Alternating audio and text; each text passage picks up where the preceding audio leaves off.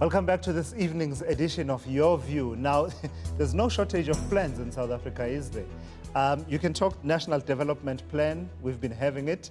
In 2012, we came up with it, and it was going to be Vision 2030, and we were all going to work towards that. The economy was going to be firing at more than 5%.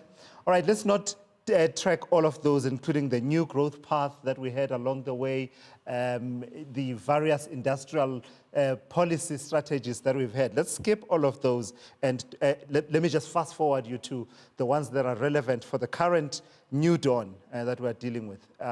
President Ramaphosa, November 2017, comes with an FDR-esque speech. It was at Orlando, I think it was, here in Soweto, where he said, South Africans, I have a new deal for you.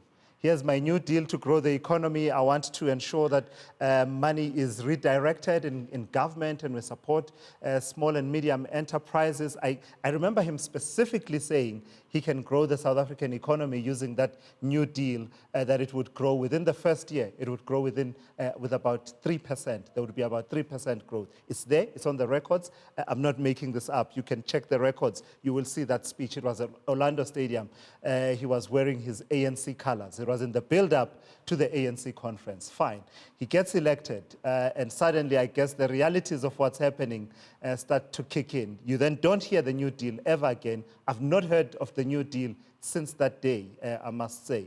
Then the next thing, you then have a stimulus package. This is September 2018. Now he's president, and he's seeing that, quarter on quarter, the numbers keep coming back, and they're looking different from the way that he would have wanted them to look. So you have the new, you have the stimulus package with various areas of focus that included implementation of growth-enhancing economic reforms, reprioritization of public spending, establishment of an infrastructure fund. So a few of those things have happened. So, all right, you go to elections, the ANC comes up with a manifesto. This is our manifesto. This is what we'll be doing in as far as the economy is concerned. This, of course, after they've gone to their conference, which decided on policies on the economy.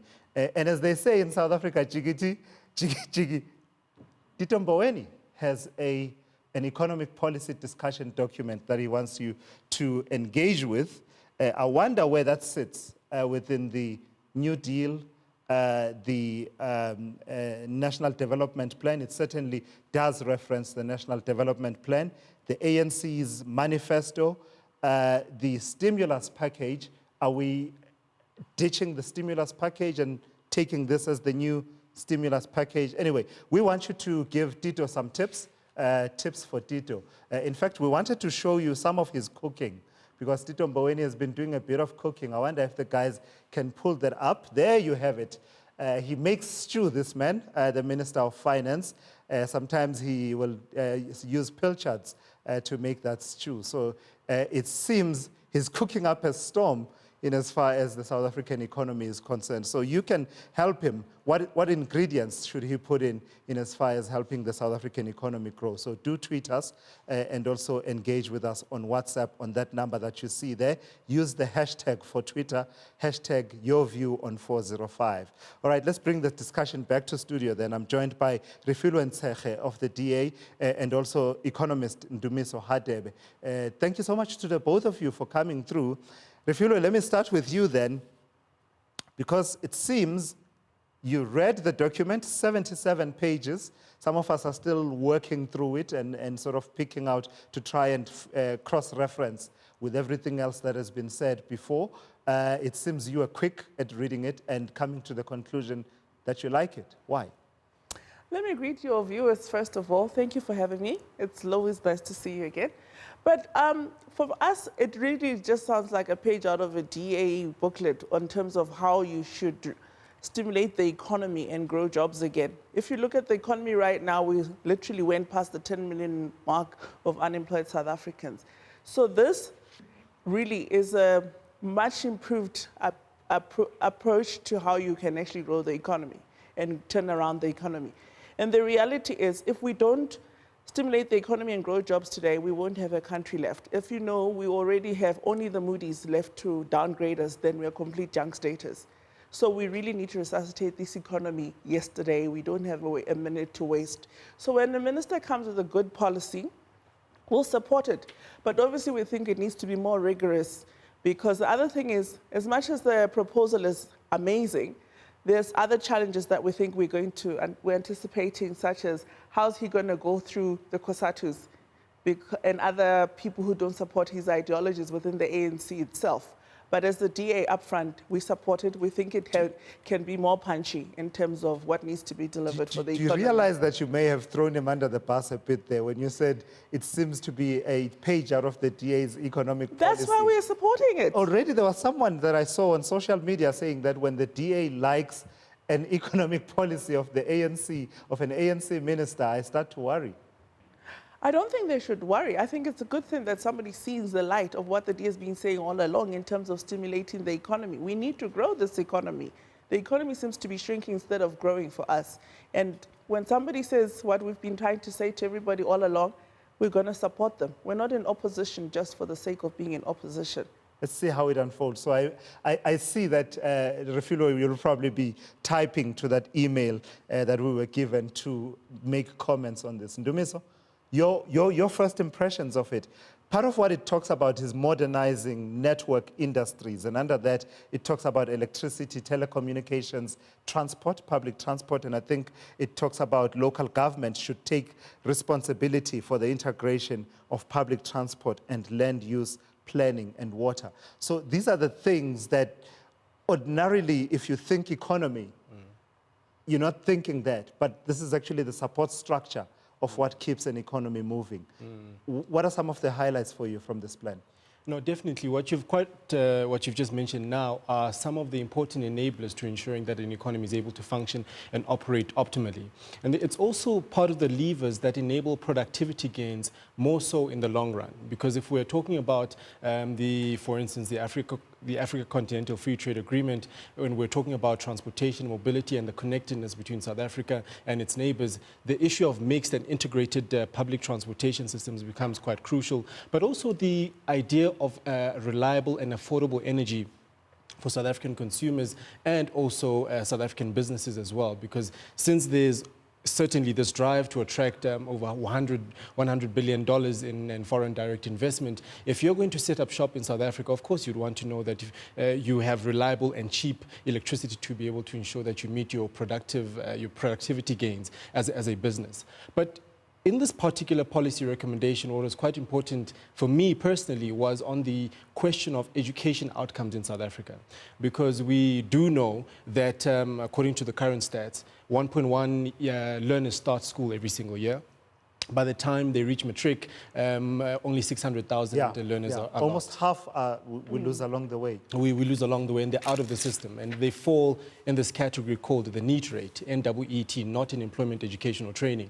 And that's where we start finding a situation where, given the South African economy since 1994 to date, has also evolved. So we've seen industries which were previously in the top three, manufacturing, agriculture, and trade, and government services, which were in the top three sectors in terms of nominal GDP in South Africa, having changed roles, where you find the biggest contributor to our nominal GDP is business services and finance sector.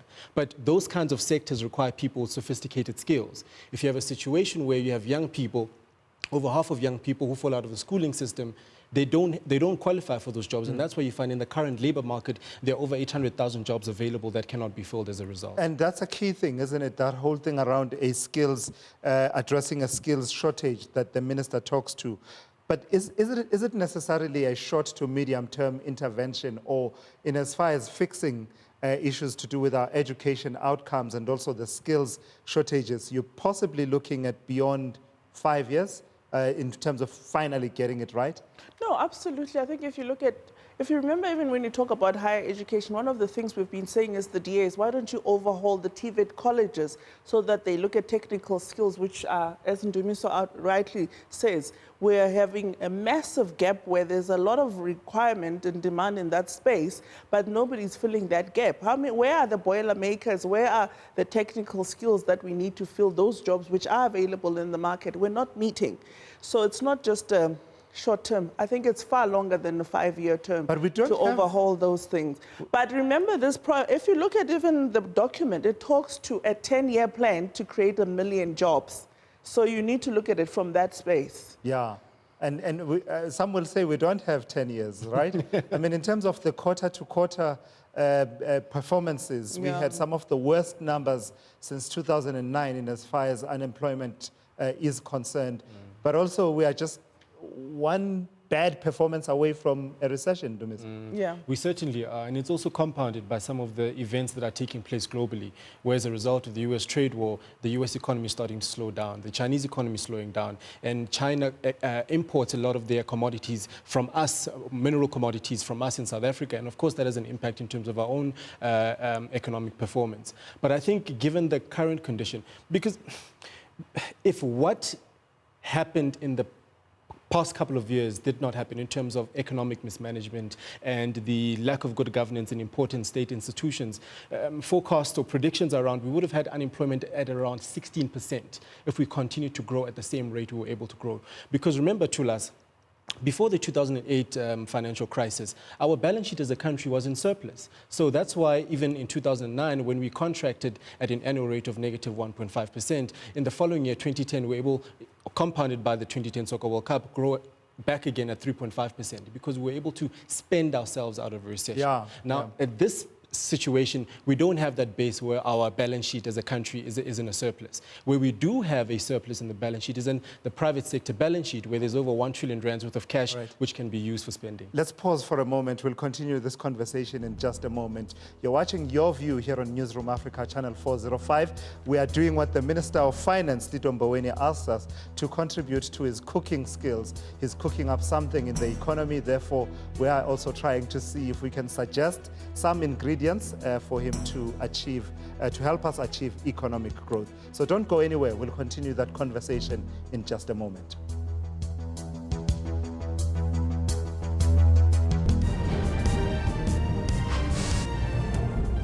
Welcome back. This is Your View on Newsroom Africa, Channel 405. Thank you for staying with us. We are talking about this plan, this discussion document, really, that Minister Tito Mboweni has put up for discussion about growing the economy.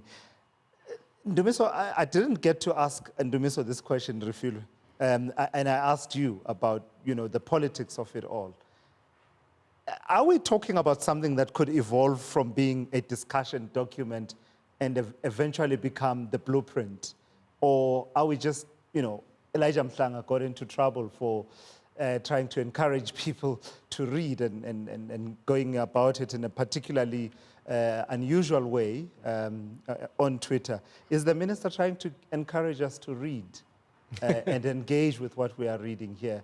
Is this all academic? Do you see a way in which, a situation in which this is engaged with a degree of seriousness in the ANC, given what's happening, given the fact that the ANC already has its economic policies that it decided on in the build-up to its conference and has a manifesto, and this doesn't seem to even acknowledge those documents in any way.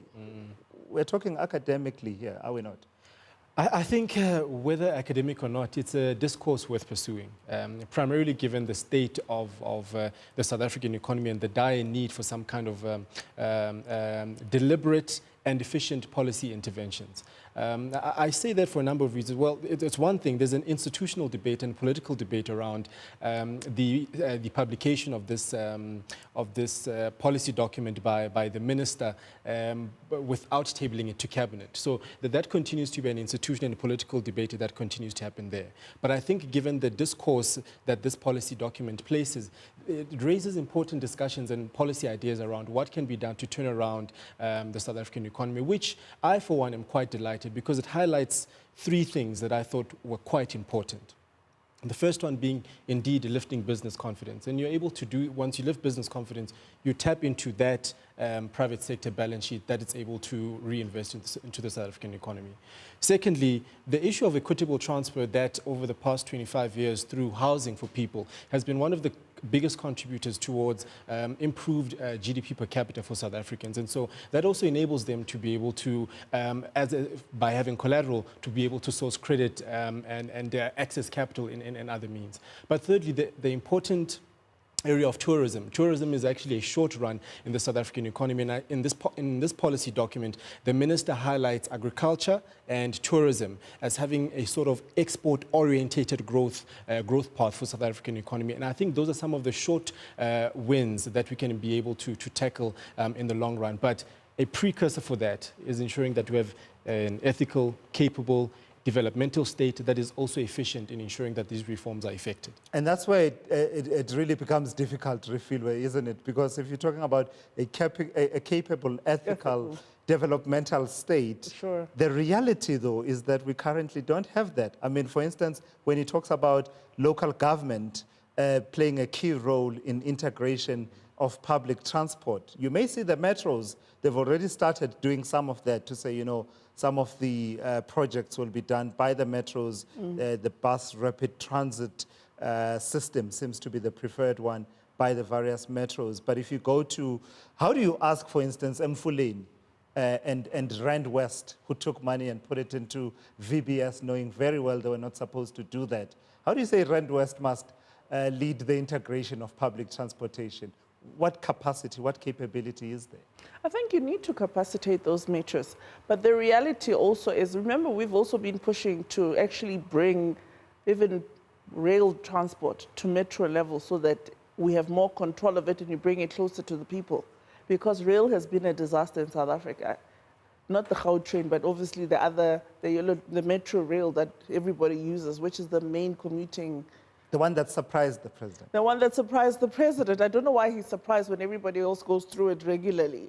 And also, I want to just bring another element, which I think would have tightened some of these things. He hasn't mentioned things like e-tolls. And we've been saying, push towards scrapping e-tolls because it hasn't done any good for this country. In fact, it has actually become more damaging. And you can see South Africans are rebellious. They've refused to pay it. So by scrapping those things, it would actually tighten those things and say, let's do that. The second thing we talk about, we're always talking about crime. We want to attract tourism. But if we're not sorting out the crime rate in South Africa, we're actually, you know, this is a tail wagging the dog. You actually need to have a professional police service that will actually be able to say, when you say to tourists, come to South Africa, we've got a beautiful country to offer tourists, a lot to be seen.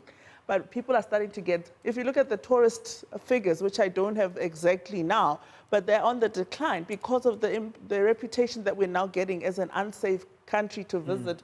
If you look at the British girl, the recent story with her, and other stories that are unfolding in terms of how police are failing our tourists when they come into South Africa. But tourism is such a big opportunity for South Africa to tap into.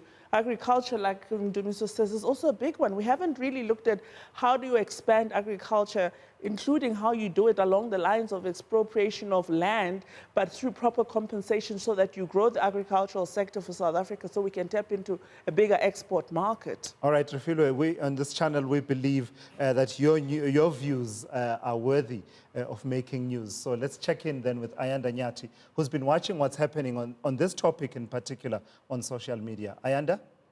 Yeah, thanks, Tulas. And the reaction is coming in thick and fast. So, of course, we asked you the question today, what advice would you give to Tito Mboweni on how to grow the economy? And, of course, some of your reactions have been coming through on Twitter. Krina says, I would advise him to go back to retirement. This is a young, energetic individual. There is a young, energetic individual, rather, ready to take his place and make change. And of course, some of you reacting on WhatsApp, Tabo Rasetola says, invest on small business, invest also transport systems, bring big businesses into our cities, and also invest on education from primary to tertiary. So a big interest there in making sure that the investments keep coming. Pastor Mark Matsane says, let them not scare the business and economy generators and seek economic advice from business experts and analysts. I will advise him to approach Jewish economists for advice on how to grow the economy. Look at Israel, how powerful it is economically. No one can beat Israel. Join them.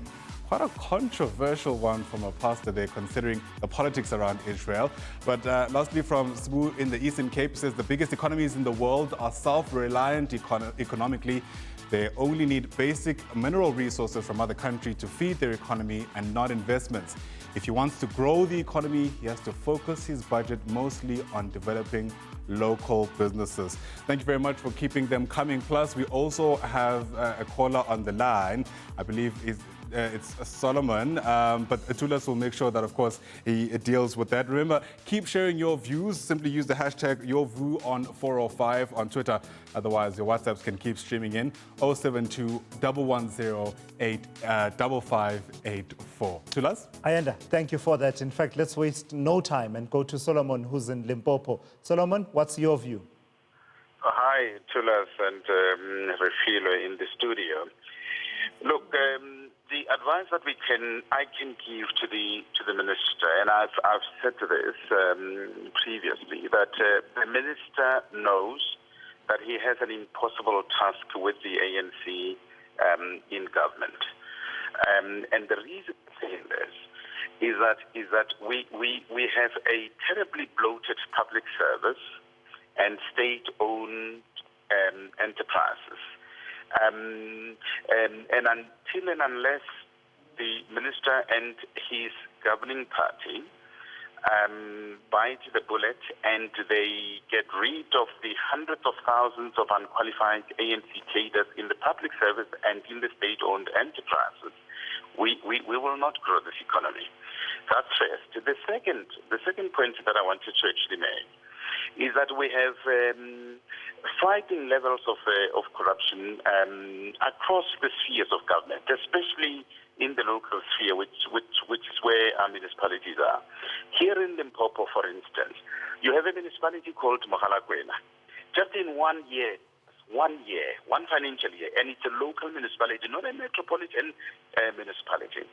They have managed to record 1.2 billion rand in unauthorized, irregular, fruitless, and wasteful expenditure. Solomon, unfortunately, I have to cut you there. I'm terribly sorry for that. We are running out of time, and I want to get final concluding thoughts from my two guests in the studio. You've heard what the people have to say, literally a minute each. Who wants to go first? Ndumiso?